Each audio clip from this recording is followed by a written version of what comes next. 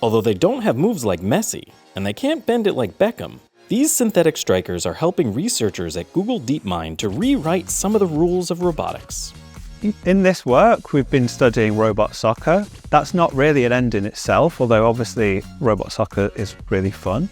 In order to play soccer well, you actually have to learn agile motor skills, achieving long-term goals, interacting with objects. And these are all very big challenges and open problems for robotics.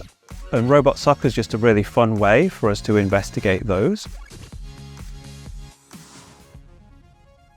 We started this project 4 years ago. Back then, we were working on humanoid soccer in simulation. We wanted to see how we can combine low-level skills like moving, walking, and kicking and getting up with longer horizon tasks like playing soccer in a fluent and smooth way, instead of just sequencing together walking and kicking and getting up. A common method that was used in robot soccer for decades.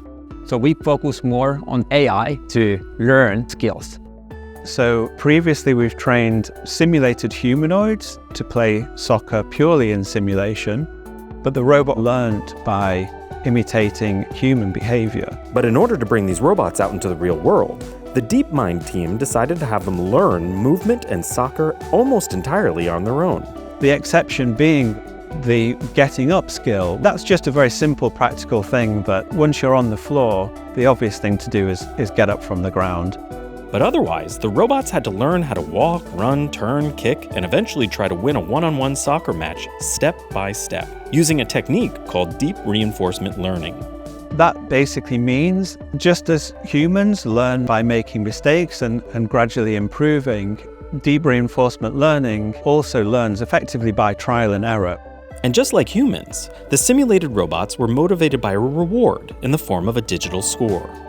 And gradually over time, they'll learn to kind of reinforce behaviors that are useful. The robots then hone their soccer skills by playing one-on-one matches against copies of themselves. They're always playing against some kind of previous version of itself. So what that means is that the opponents that you play against also learn and improve. And that kind of self-play enables the agents to always be kind of challenged at the right level. To aid their decision-making even further, the AI was provided with a critic, a program that gave it guidance after each of its actions. It tries to estimate the likelihood of the agent being able to score. It is a coach that gives an immediate feedback. But before the robots could step out onto a real soccer pitch, the team had to give them one more hard lesson. We wanted to make sure that the robots are able to perform when the world's not quite as expected. And we do that adding some random noise, perturbations to the simulation that they're trained in so that they get used to things happening in the real world that they don't necessarily anticipate. We also add delays to mimic the delays in actuation that you get on a real robot. Now prepared for the chaos of the real world, the team transferred the trained AI into the robot's onboard computer. And it works surprisingly well. They look like real humans of that size, actually playing soccer. The robot was able to kind of balance, for example, when it kicks the ball. The way that the robot turns, it pivots on the corner of one foot in a way that's very surprising to us that this actually worked on a real robot. We've compared them to scripted baselines, and they're generally much faster and much more agile.